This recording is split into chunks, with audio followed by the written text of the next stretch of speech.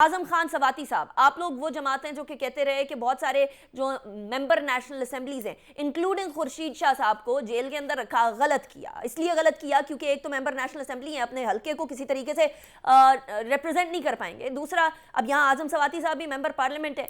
क्यों इस तरह की कार्रवाई हो रही है? क्या इसको भी पॉलिटिकल विक्टिमाइजेशन का नाम दिया जाए या इसको कोई और नाम देंगे आप? देखिए, आजम सवाती साहब का जो माजी है वो भी अगर आप देखें तो वो हमेशा मुतनाज़ा ही रहा है।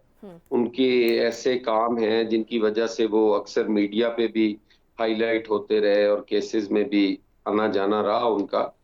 पॉलिटिकल विक्टिमाइजेशन नहीं होनी चाहिए। अदालतें जो हैं वो आज़ाद हैं और खुली हैं, उन्हें बिल्कुल अदालत से रुजू करना चाहिए। और जहां तक हुकूमत का ताल्लुक है, अगर हुकूमत इस किस्म की कोई विक्टिमाइजेशन कर रही है तो वो नहीं होनी चाहिए। पीपल्स पार्टी आज भी उसकी मजम्मत करती है, लेकिन अदालतें आज़ाद हैं। अदालतें बड़े हुकूमत के खिलाफ भी फैसले दे रही हैं और हुकूमत मान भी रही है, और मानना भी चाहिए। अदालतों पे तो कभी भी किसी का कोई असर रसूख नहीं होना चाहिए।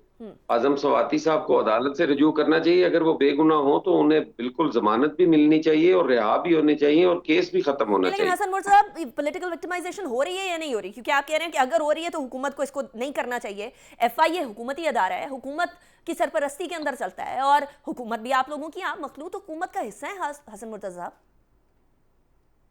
देखिए, मैं कब कह रहा हूँ कि हम हिस्सा नहीं है या मखलूत हुकूमत नहीं है। इत्तेहादी हुकूमत है, बिल्कुल हम उसके हिस्सेदार हैं। उनके अच्छे बुरे के हम बिल्कुल जिम्मेदार हैं, हम उससे कभी भी भाग नहीं सकते।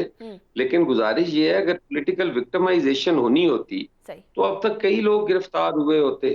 खान साहब खुद गिरफ्तार हुए होते। उनके ऊपर इतने मुकदमात हैं, मालम जबा का है उनपे, और वो पीआरटी के हैं और कई केसेस हैं। उनका तो अपना हेलीकॉप्टर वाला केस भी है। जी। और इस किस्म के कई बनाए जा सकते थे जो कि नहीं बनाए गए। उनका अपना घर जो है वो रेगुलराइज हुआ है बनी गाला। उससे पहले एमनेस्टी स्कीम से उन्होंने भी फायदा लिया, फिर अलीमा साहिबा ने भी एमनेस्टी से ही फायदा लिया। तो ये सारे जो चीजें हैं, अगर कोई विक्टिमाइजेशन होनी होती तो अब की हो चुकी होती।